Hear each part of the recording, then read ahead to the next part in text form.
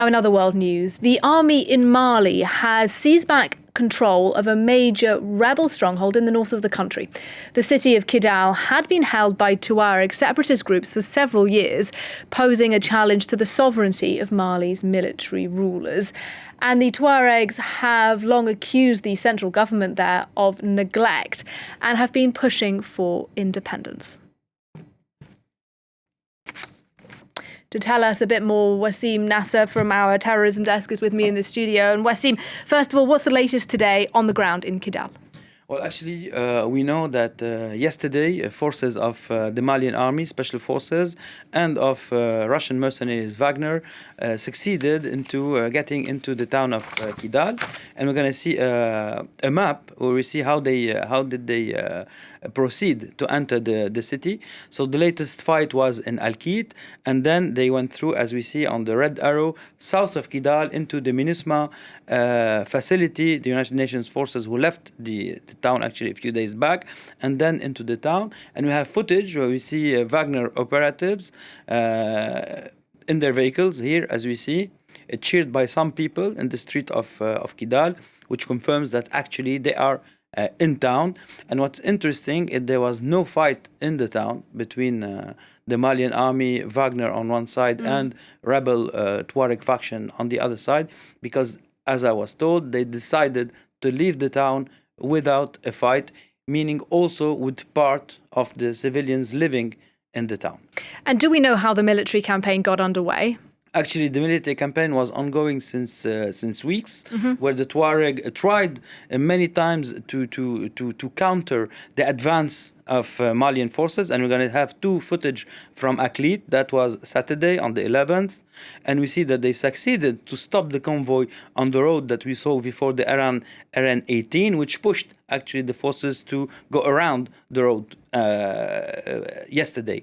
So here they stopped the convoy, they destroyed some vehicles, but what's mostly interesting is if we look at another footage that we have, we know that Malian forces used drones, Turkish drones, and here's the rare footage of a drone hitting Tuareg rebel forces in another area, but it's the only footage where we have evidence of this, knowing that the Tuareg succeeded in downing many planes and many helicopters, but it's difficult for them to count on drones. And this is why Malian forces concentrated their effort on Anefis to make it capable to be next to Kidal, to make the use of drones possible against forces there. And this is what pushed also Tuareg forces who lost many vehicles and men to leave Kidal without a fight. But what we should know also that they tried to counter Malian forces since weeks. We have footage of Bamba that we see here on the map, where fighting occurred. We had fighting in Buram, also in Anefis.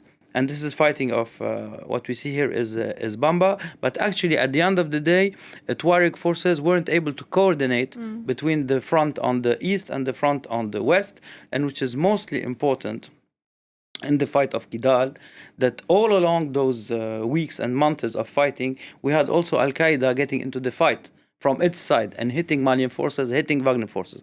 The particular thing about Kidal is since the 15th of October, Al-Qaeda didn't get into the fight. So I asked why Al-Qaeda didn't get into the fight. And actually because they consider Kidal as a very important bastion of the rebel forces in Mali, and losing Kidal will mean for Al-Qaeda more recruitments in its rank instead of rebel factions who, as Al-Qaeda says, are divided and are on a fight which is more of interest than for liberation, as Al-Qaeda says. And just a final question. We know this is a strategic win for the Malian army. How do you think this will affect the military government there now? Well, actually, it's a win because that's one of the most important objectives of Bamako since the second coup d'etat, at least, taking back Kidal. They succeeded. It's a communication stunt, but militarily on the ground the situation will still be difficult. Kidal isn't important militarily. Tessalit is, where Malian forces also on the border with Algeria. And here we see the fighting in Asharan. So as I was saying, between Al-Qaeda and Malian forces, the fighting was very hard between Al-Qaeda and Malian forces in other areas. This is the area of Tombouctou. So this fight will go on, actually, on other in other areas, and mostly we have to know also that there is this is also Al Qaeda fighting Wagner forces. The drone footage is Al Qaeda footage actually, so they have enough means to fight the Malian forces and Wagner forces, which they decided not to use in Kidal. And there's a real impact also on civilians. So we have a very rare footage about civilians who left the area of Kidal and went to the border with Algeria in Tinazawatan, and we see that those people who left their towns are in a very critical position, and they can be used by one party or another into the upcoming fight. So it's a period which is ending. Rebel factions lost. It will change the equilibrium politically and socially in Kidal, of course, but this does not mean the end of the war.